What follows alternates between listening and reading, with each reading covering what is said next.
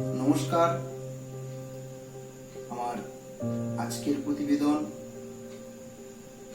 মা, লেখক শুভ দাশগুপ্ত, আবৃত্তিকার কৌশিক দাস। কবি শুভ দাশগুপ্তের লেখা কবিতা মা। ঘর আমার তত সুন্দর ছিল না, ঘর আমার ভাঙাচোরা।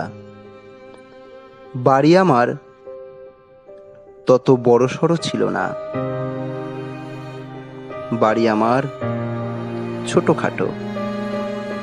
তবু আমার ঘর বাড়িতে ছায়া ছিল, মায়া ছিল, শান্তি ছিল,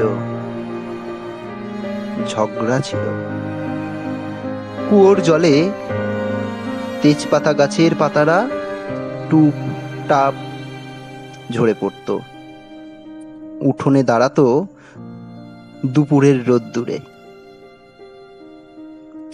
আর ঘর, বারান্দা, উঠোন, কলতলা, কুয়োতলা,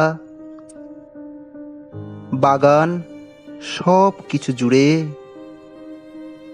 আমার মা ছিল। মা মানে প্রচণ্ড গরমে তাল পাতার পাখায় হাওয়া। মা মানে বর্ষায় মহার্ঘ খিচুড়ি। মা মানে কাঁচকলার কোপ্তা, চিংড়ির কাকলেট। মা মানে বিশুদ্ধবারের লক্ষ্মীর পাঁচালি শেষে দানাদার। মা মানে জ্বরের শরীরে দুধ সাবু। মা মানে প্রতি সন্ধেবেলা ঠাকুরের আসনে সুগন্ধি ধূপ। হঠাৎ একদিন মা চলে গেল।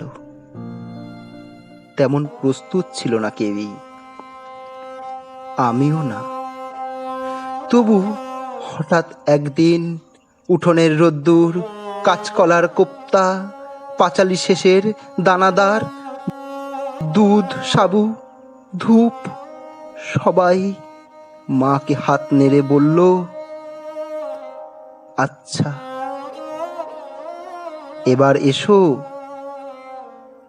ভালো থেকো। মা ভালোই আছে নিশ্চয়ই, যেখানেই থাক সেখানে। নমস্কার। আমার এই কবিতা কেমন লাগলো কমেন্ট করে জানাবেন, এবং ভালো লাগলে অবশ্যই একটি লাইক দেবেন। আর কবিতা প্রেমীরা কবিতা শুনুন, ভালো লাগলে আমাদের চ্যানেলটিকেও আপনারা সাবস্ক্রাইব